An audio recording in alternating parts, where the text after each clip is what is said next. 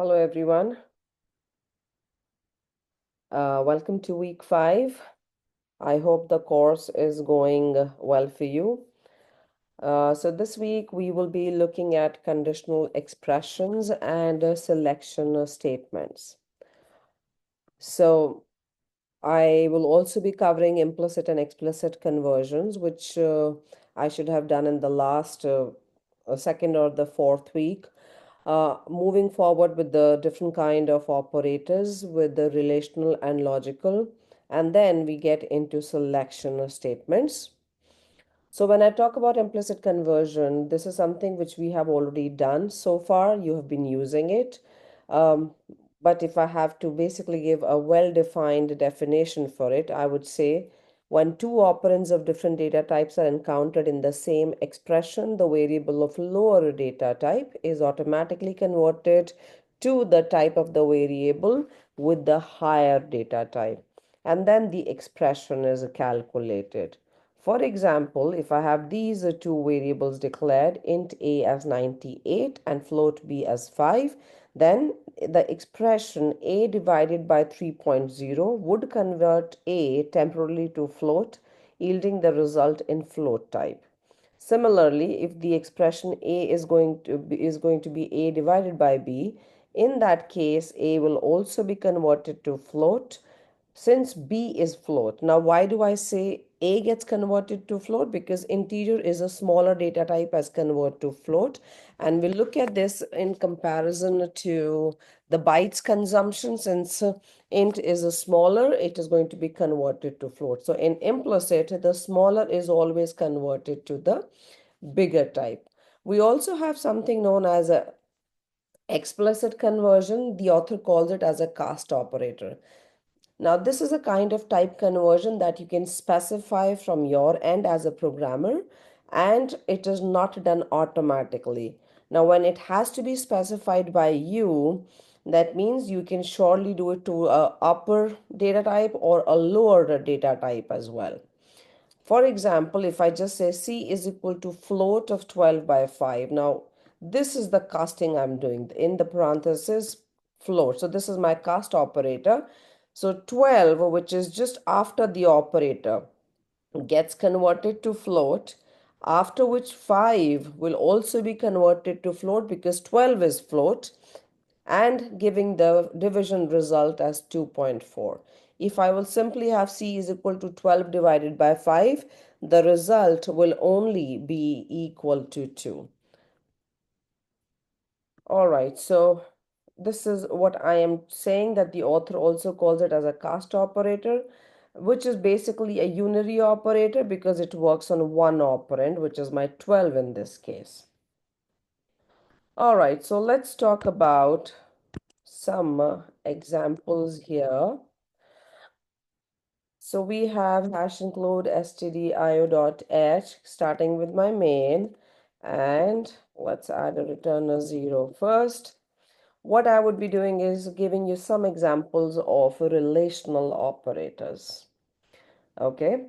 Now, for relational operators are always utilized to compare two values. Now, one value could be less than the other one, more than the other one, less than or equal to, greater than or equal to, and not equal to. So going back to the presentation for a second, I will come back to this slide later. These are my 6 relational operators that I have.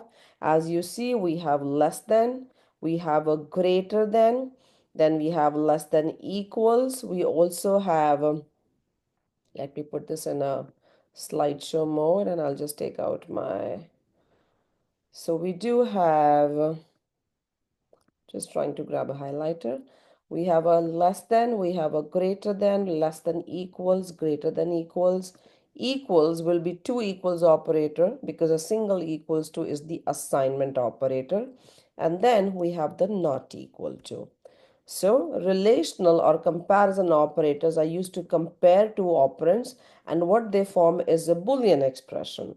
So this is my Boolean expression, A less than B, A more than B, A less than equal to B. Now these could be any kind of operands. For example, I could have A equals to 10. So these are the Boolean expressions. So going back, this is what I wanted to come back to. A Boolean expression is an expression which is created using relational and logical. So stay tuned for the logical operators. Is called a Boolean expression. And the result of the Boolean expression is always a true or false. Now, I will be utilizing these relational operators in the conditional statements or the selection statements. That is what we're going to start, and I will come back to the logical operators after giving an example of one or two codes. So let's move on to the conditional statements, and I'm starting with the if construct. So far, all the programs that you have written, all the statements within the program are executed in the orderly fashion. But sometimes I do want to do conditional execution. And that conditional execution is basically going to be done utilizing selection statements, which we also call as conditional constructs, which are with the if. So let's come back here. And what I'm going to do is simply have if, for example, I say 4 is less than 9. I simply say printf less than. That is all I'm trying to say, nothing else. So if I go back, oh, I need to save this first. Save it as under codes. I will go to week 5. And this will be my example 5_1. So I want to show you the working. Let's do GCC minus O. Name of my code is example 5_1. Example 5_1.c. Looks like I have not saved the code in the correct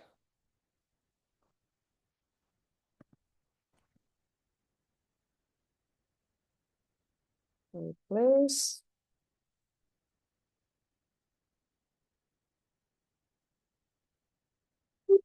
So let's check my present working directory, listing it out. Oh, I have to get into codes. We're good. And now let's try to compile. We are good. And simply displaying the output. So if you see, I do get less than right here. So which is true. Now, if I want, I can enclose the printf with curly braces. Now, these starting and closing curly braces specify the body of the if construct. So if I have to check if I have two numbers, int A and I have another as B, let's take the input from the user. So I can simply have a printf and I say enter two numbers. So I will utilize my if construct with the Boolean expression, and the Boolean expression utilizes the relational operators. So let's have scanf. I am taking the input of integer, so we require %d. Let's have another %d. I have address of A and I have address of B. And now I have my if my A is greater than equal to B, I will simply display %d is greater than or equal to, let's display the next number having two slashes after that, and my numbers are A and B. So let's see what do we get this time. Recompiling, re-executing, the numbers are 4 and 8. If you see, 4 is not less than 8, so I do not get any output, because if the Boolean expression evaluates to false, In that case, the program counter directly jumps to line number 18 and returning 0. So no output is given. However, if I rerun the code and this time I say 6 and 6, so 6 is greater than or equal to 1. So let's do it one more time. 6 and 6, it is greater than or equal to 6. So it gives me the correct output. I'll take care of the typo. Now, what I also want to add on that if you have only one statement as a part of the if construct, curly braces are optional. That means I could surely get rid of that set of curly braces and re-execute, and my numbers are 4 and 2. I do get 4 is greater than or equal to 2. Now, if you notice here, nothing gets displayed if my A is less than B. Now, this is the first syntax of using if construct. Okay, so let's move to the next example. So I'm going to change this to if statement, and I will make a change to the next one. This is with if and else. The reason I did not demonstrate else in the first example is because else is always optional with if. Now you do see I have indented the statement belonging to if in my code on a bit on the right hand side. This adds readability to the program, but as a matter of fact is not a syntax requirement. So now I am going to add a else, and I am going to say, so if I come to the else, that means that my if statement, the Boolean expression is false. So it comes to the else, in which case I will say B is greater than or equal to A. Let's do that. Example 5 underscore 2.c, and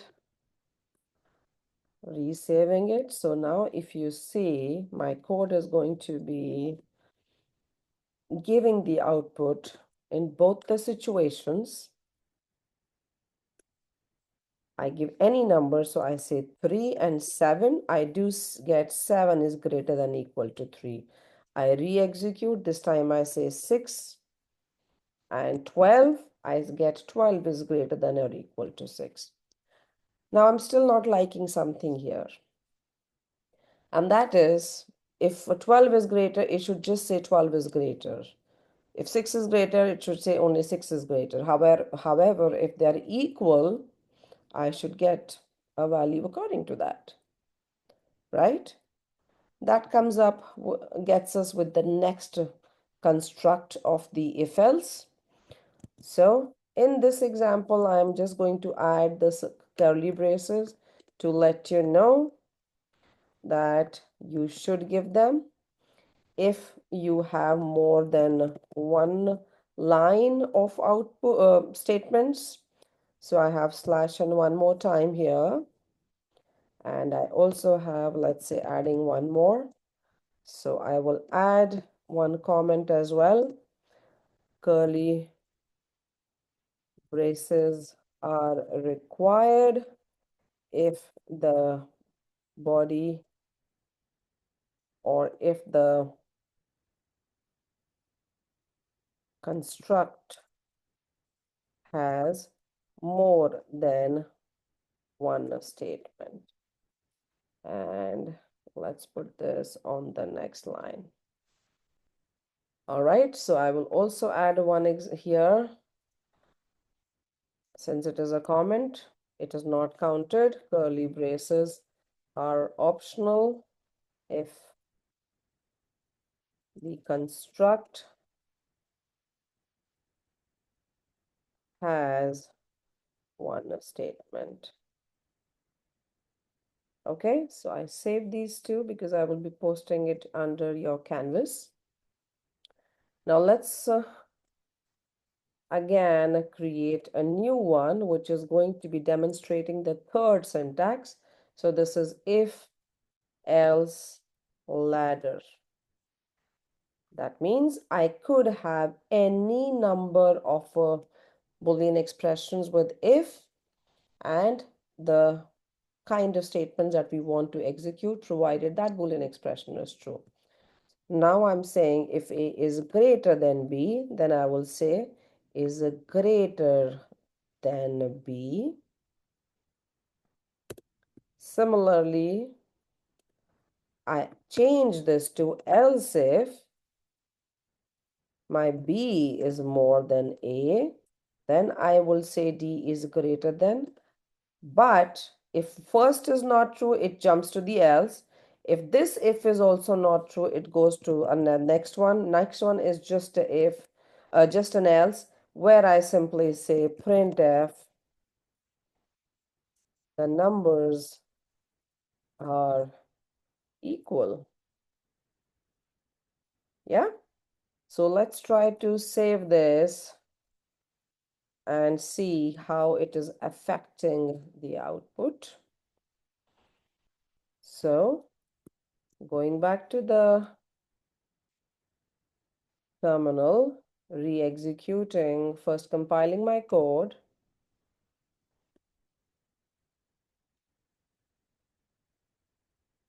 All right, printf. There is a typo I have. This is my printf. Going back, looks good.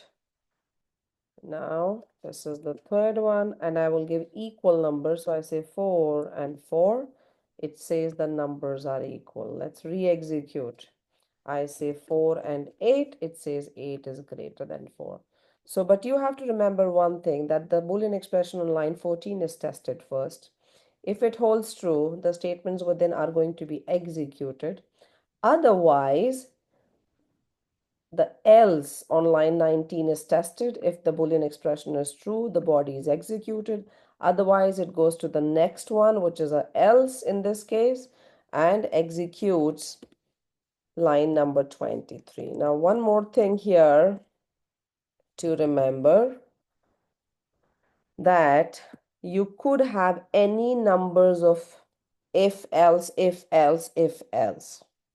There is no limit to that based on what is your criteria. All right. So that is what is the purpose of if else, having selection of the statements to be executed. Now I am going to do another example with you,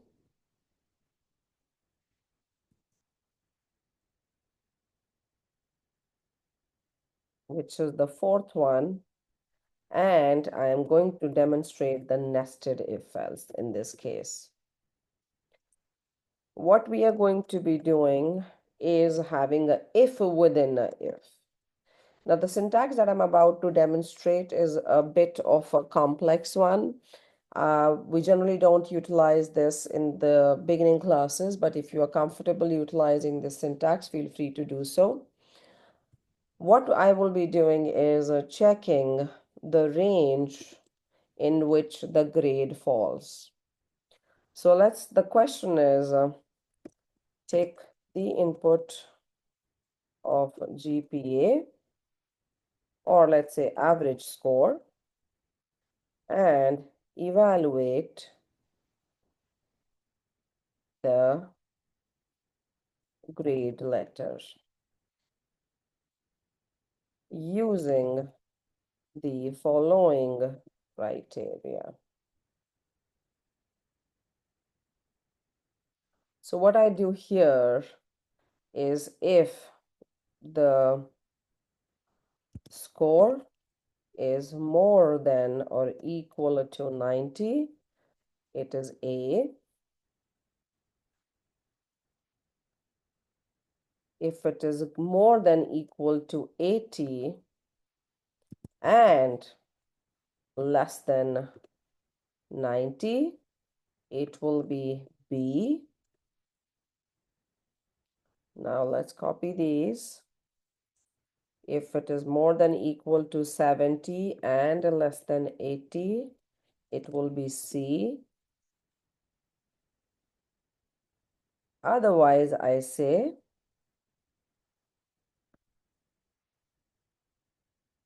greater than equal to 60 and less than 70, it will be D. And score less than 60 is an F. This is what I want to do. So I will just have one input from the user, enter score. Let's do that. And the value goes in the variable score. All right, let's get rid of the rest. All right. Now I simply check if the score is more than equal to 60. If that is true, I also check if score is more than equal to 70. If that is true, so the second if is a part of the first if. The reason I did not put a curly brace because if else is counted as a single statement by the compiler. If you feel uncomfortable without the curly brace, please feel free to do that. We again have more than equal to 80. Again, I check if it is more than equal to 90 as well. So let's create a character variable, grade, and I say grade is equal to A in this case. So do you see? Now, if I come to the else, now this else is for this if, and I'm using indentation for that purpose so that I understand which else belongs to which if. I'm just trying to add readability to my code. Now that means if this is false, we fall under the category less than 90. But since I came till here, that means it is still a greater than equal to 80. So that means the grade will be equal to B. Again, I go to the else, and this else is for this if. So the else means score is less than 80.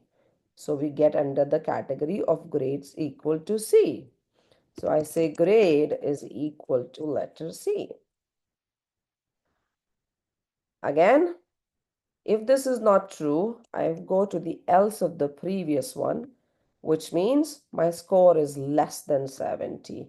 And less than 70 is the grade as equal to D. And the last one means my score is less than 60. Now you really have to be smart in the way you construct this. The reason I say that is because if the first is true, we need to check for the credibility of the second Boolean expression. If that is true, I also need to check the third one. If that is true, I also need to check for the fourth one. If I would put in the reverse order, starting with greater than equal to 90, greater than equal to 80, greater than equal to 70, and then 60, then the logic of my code is not going to be correct because anything which is more than 90 will surely be more than 80 and 70 and 60. So the order of these Boolean expressions do make a difference, and you really have to be careful with that. Now let's try to display the grade. The grade of the student is, and I want to display the character. So I'm saying %C and I say grade. Let's try to add some new lines so it does not mixes up with the command line prompt. All right, so let's run this. And here we go. I'm clearing up the screen. And let's compile. So we are fourth and fourth executing. Moving on, the score is 67.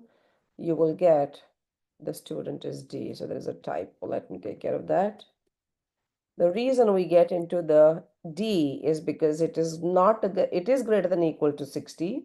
Then line 26, we check if it is less than 70, which is not true. It goes to the else of that, assigns D to grade, and that is what is displayed. Let's check one more. And this time I want to give it as 87. You do get the grade as B. I didn't save it. That's the reason we still get that typo.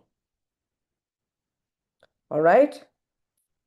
Now I will show you one more way of doing the same code utilizing the logical operators. So hopefully, if you don't feel comfortable using this syntax, you could surely utilize the ones with the logical operators. So going back here, I did take care of this particular syntax, having only one condition with the if, and of course, if one statement, curly braces are optional. If there is more than one, you will put the curly braces. Some examples are surely given on the right hand side. You could have a else with the if, but remember, else is always optional. Again, any of the part it has more than one statement, curly braces will be required. Example on the right hand side again. Again, this is the ladder. So if, else if, and you could have any number of these. One example given right here with the usage of logical operators, which I'm about to explain. This is the same kind of example that I gave you right now. So this is how it goes. So the one is, the else is here. As you see the two, it is right here. For the third if, the else is here, and so on. All right. So moving back, the conditional constructs help us to execute a set of statements based on a condition or a Boolean expression. There are two conditional constructs. I've just completed the if-else construct with you. We will be looking at the switch case construct in the next video. And please remember, else is always optional with the particular if. I'm going back 2 more slides now. And these are my logical operators. Two conditions can be logically combined with the help of logical operators to form a compound Boolean expression. I have 3 of those, the and, the or, and the not. So this is the symbol. These are the logical operators. So when I combine 2 with the and, go with the literal meaning of the and. The first is true and the second is true. Then the compound Boolean expression is true. That means the overall result is true. However, if it is or, the first is true or second is true. Either or is true. Then also the result will be true. The not negates the result of the Boolean expression. So I read it as not A more than B. That means if the condition evaluates to true, the not operator will make the result as false, and if the condition is false, it will make it as true. Now do remember that the relational operators, all of them have the same precedence. So if a Boolean expression has multiple of those, you will go from left to right. But you can surely utilize parentheses to override the order of evaluation. We also have logical operators, but logical operators will come after the relational operators. And for the logical, we go in the order of not, and, or. Okay, so this is what you have to remember. For me, I have always remembered it as the word N, A, O, now. Remember the word now so that it is easier for you to remember the order of operations. Okay, so moving on, parentheses of course can be utilized to override the precedence. Now look at this. If the first Boolean expression is A, the second is B, and this is the truth table for the AND operator, then the result is true when both are true. In rest of the cases, it will remain as false. Whereas in the case of OR, B is true or the first one is true or both are true, the result is going to be true. And in the NOT, if the condition is false, it is true. If it is true, the negation or the not operator makes it false. So since not is working on one condition, one operand, it is a unary operator, whereas my and, or, and the relational operators are binary operators. So binary operators always work on two operands. So all arithmetic operators are also binary. However, the negation sign is a unary because you say -5. And the not operator is the also your unary operator. All right, so let's look at the example, same example, utilizing the logical operators.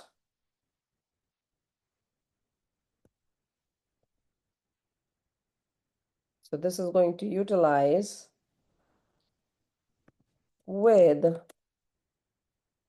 if else with relational operators. My bad, logical operators. Okay, I have a score, so I can simply say I'm going to get rid of these. If the score is greater than or equal to 60 and score is less than 70, you need to have an overall parenthesis. I would say that the grade is equal to, let's start with the first one actually, it'll be easier, greater than equal to 90. Command C. So we have greater than equal to 90.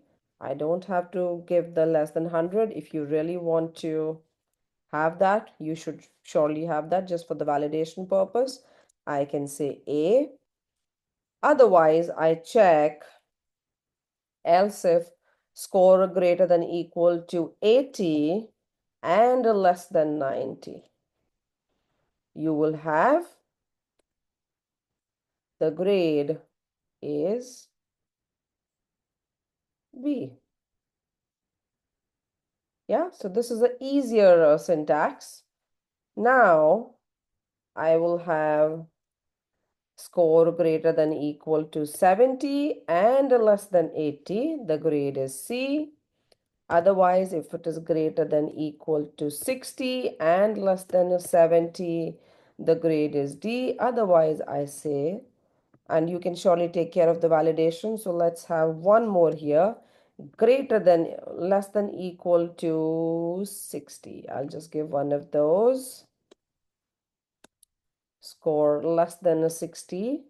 It is E. And the last else I will say, else grade is, I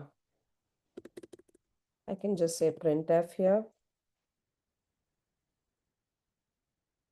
And actually we are not doing that, and I don't want to confuse you. So we can get into the validation in the coming up weeks. Let's get rid of this.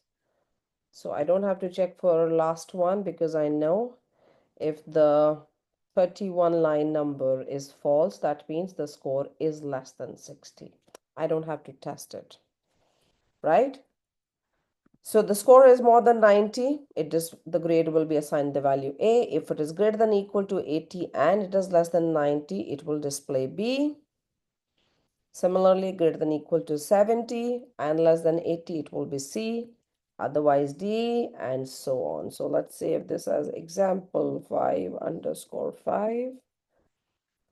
There we go. And executing. So we are actually going to get exactly the same kind of output as we did with the previous one. It is just a different way to write. So the score is, let's say 67, I will get D.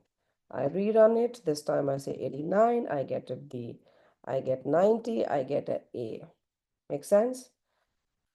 What I want to tell you in this case, if the score is not less than, greater than equal to 90, that means I go to the else.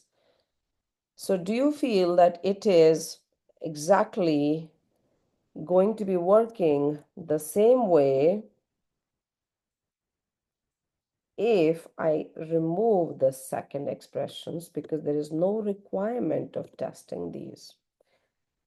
And the reason for that is that I only go to the else if the preceding if is not true. So if the if score is not more than 90, that means it is less than 90, and that's the reason I go to the else. Similarly, if this is false, that means score is less than 80.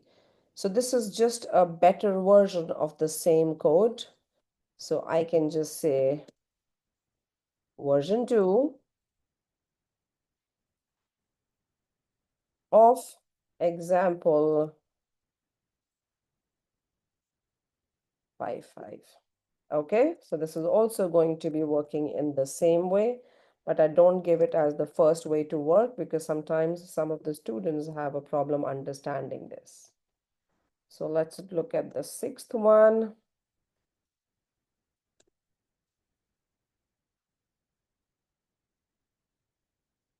So this time the score is, let's say, 87, and I do get the grade is B. All right, now I'm going to do just one last thing in, actually I should do that in the continuation with this one about the conditional operator. To demonstrate conditional operator, which is basically a ternary operators, works on 3. Okay, so how does it work? I simply say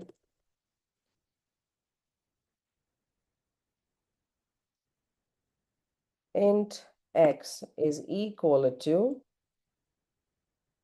let's have two numbers assigned. I say int a is equal to 90, comma b is equal to 87. I'm saying x is equal to a more than b. Give a condition. If this is true, what do you want to do? So a conditional operator will have 3 operands. First is the value of, or any Boolean expression. If this holds true, what do you do? That means I simply want to assign the value of a to x, otherwise it is b. So the syntax goes as Boolean expression colon true expression. That means if the Boolean expression is true, what do you want to do? Otherwise, what do you want to do? Which is my false expression. And you could utilize the conditional operator with any kind of statement. Right now, it is in the assignment, so the value of x will be decided based on the result of the conditional operation. So, and I can just say the value of %d is, I display the value of the variable x. Now let's try to have the same stuff in the printf itself. That means I could display the result of this. I will say this is my conditional expression. Let me parenthesize this because it is going to give one result. If this is going to be true or false, what do I want to do? So let's say I say if this is, I say true is displayed, otherwise I say false is displayed. That is what I'm going to do here. So if A is more than B, true gets displayed, otherwise B gets displayed. That is all we are trying to do. So this expression is just a substitute of what? Simply if A more than B, then I say x is equal to A, else x is equal to B. That's all we are trying to do. So this is my example 5_7. Let's do this.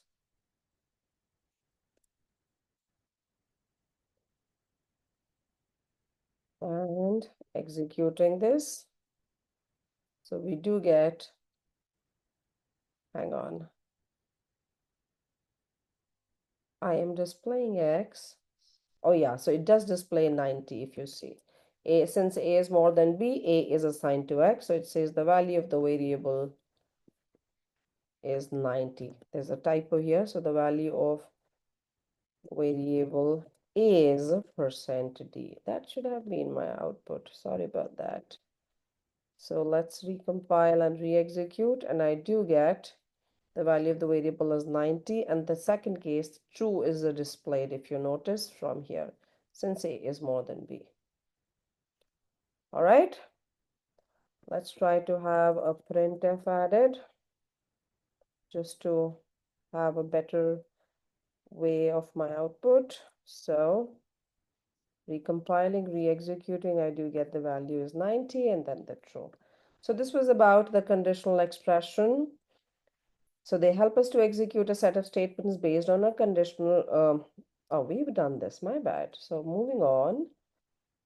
The question mark and the colon make up the conditional operator. The operator operates on three operands. That is why it is called the ternary operator. The whole expression is called conditional expression. The expression before the question mark is your test expression. After the question mark is the true, and after the colon is the false. A small example given right here. So in the next video, I will be talking about the switch case. But for this one, that will be all. Kindly put on the closed captions when you watch the video so that you are able to have more accessibility to it. Thank you.